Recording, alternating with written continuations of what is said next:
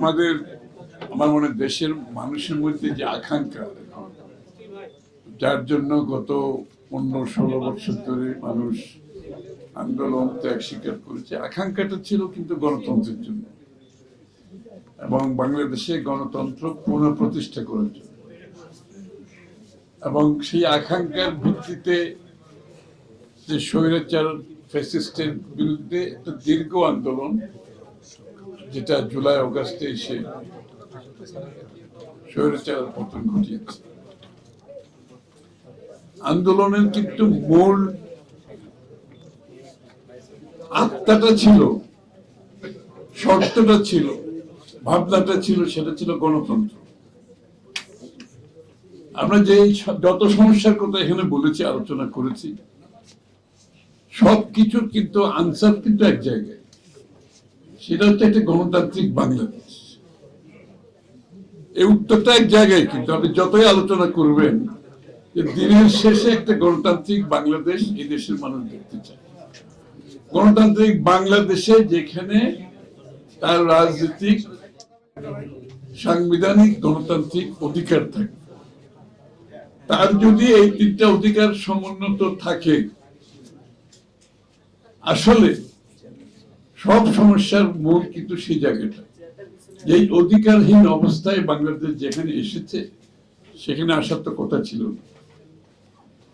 সুতরাং সেই বাংলাদেশ ফিরে পাওয়ার জন্য যে আন্দোলন, সেই তা থেকে মাথায় রেখে আপনারা এই যে গণতান্ত্রিক রাষ্ট্র পরিষদ গঠন করেছেন, আজকে সবাইকে এখানে আমাদেরকে আমন্ত্রণ জানিয়েছেন, আলোচনার সুযোগ সৃষ্টি দিয়েছেন। এটা কিন্তু গণতন্ত্রের উত্তরণে আলাপ, পাবলিক ডিসকোর্স যেটাকে বলে, সংলাপ যেটাকে বলে, আলোচনা যেটা বলে, তার একটা সুযোগ সৃষ্টি করে দিয়েছে। এবং এখানে কিন্তু বিভিন্ন মতের মানুষ আছে, পুরো এখানে ওদিক থেকে এদিক শেষ পর্যন্ত আমাদের কিন্তু বিভিন্ন মতাবলম্বী মত আছে, কিন্তু এক জায়গায় সবাই ঐক্যমত, সেটা হচ্ছে একটা গণতান্ত্রিক বাংলাদেশ।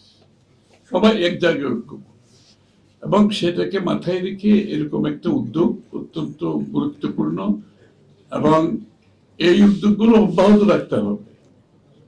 শেখ হাসিনা পলায়ন করেছে, এখন আবার আগামী দিনের গণতান্ত্রিক বাংলাদেশের আশায় আমরা বুক বেঁধেছি, কাজ করে যাচ্ছি। নির্বাচনের মাধ্যমে জনগণের মালিকানা ফিরে পাবে, তাদের নির্বাচিত সংসদ সরকার হবে, যেই সংসদ সরকার জনগণের কাছে দায়বদ্ধ থাকবে। এই জন্য এই ধরনের প্ল্যাটফর্মগুলো অব্যাহত থাকা দরকার। গণতন্ত্রের চেক অ্যান্ড ব্যালেন্সের মধ্যে এই ধরনের প্রতিষ্ঠানগুলোর একটা ভূমিকা আছে, যেরকম মিডিয়ার একটা ভূমিকা আছে, যেখানে সুশীল সমাজের ভূমিকা আছে, যেখানে রাষ্ট্রের একাডেমি যারা আছে, বুদ্ধিজীবী, তাদের একটা ভূমিকা আছে। এই ধরনের এই প্ল্যাটফর্মগুলো কিন্তু একটা চেক অ্যান্ড ব্যালেন্সের কাজ করে, এবং এইগুলোকে যত বেশি শক্তিশালী করা যাবে, আমাদের গণতন্ত্রকে প্রাতিষ্ঠানিক রূপ দিতে, গণতন্ত্রের উত্তরণে তত বেশি সহায়তা করবে। এই যে একটা সময় ছিল যার প্রত্যেকটি দল তাদের নিজস্ব আলাদা আলাদা অনুষ্ঠান করতো, আজকে কিন্তু আমরা এক জায়গায় বসে কথা বলতে পারছি।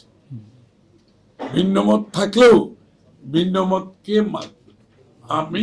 আমরা ভিন্ন মতকে মেনে নিয়ে